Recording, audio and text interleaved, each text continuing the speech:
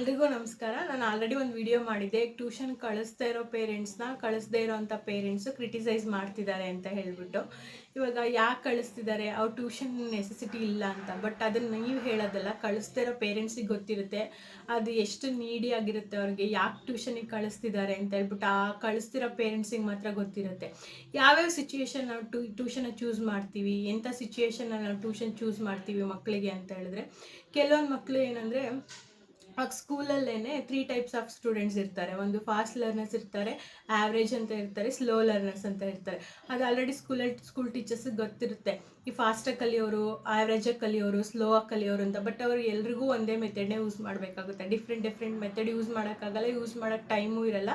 ಈಗ fast method use ಮಾಡಿದ್ರೆ slow learners ಕಲಿಯಲ್ಲ, ಸ್ಲೋ ಮೆಥಡ್ ಯೂಸ್ ಮಾಡಿದ್ರೆ ಫಾಸ್ಟ್ ಲರ್ನರ್ಸ್ಗೆ ಬೋರ್ ಆಗುತ್ತೆ. ಆ ಥರ ಆಗುತ್ತೆ.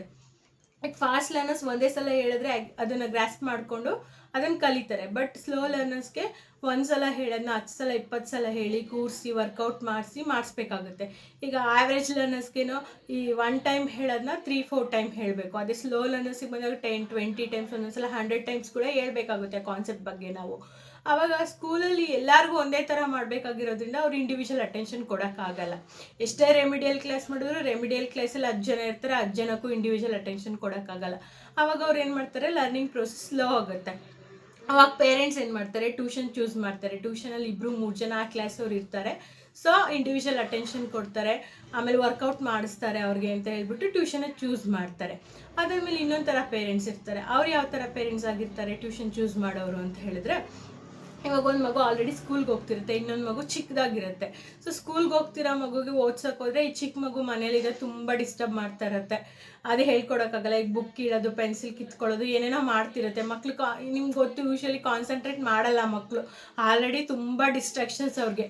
ಇನ್ನು ಈ ಥರ ಎಲ್ಲ ಮಾಡಿದ್ರೆ ಇನ್ನು ಓದೋದಿಲ್ಲ ಮಕ್ಕಳು. ಅದಕ್ಕೆ ಆ ಥರ ಪೇರೆಂಟ್ಸ್ ಕೂಡ ಟ್ಯೂಷನ್ನ ಚೂಸ್ ಮಾಡ್ತಾರೆ. ಟ್ಯೂಷನ್ಗೆ ಕಳಿಸಿದ್ರೆ ಮಕ್ಕಳು ಓದ್ತಾರೆ ಅನ್ನೋ ಥರ. ಆಮೇಲೆ ಇನ್ನೊಂದು ಥರ ಪೇರೆಂಟ್ಸ್ ಇರ್ತಾರೆ.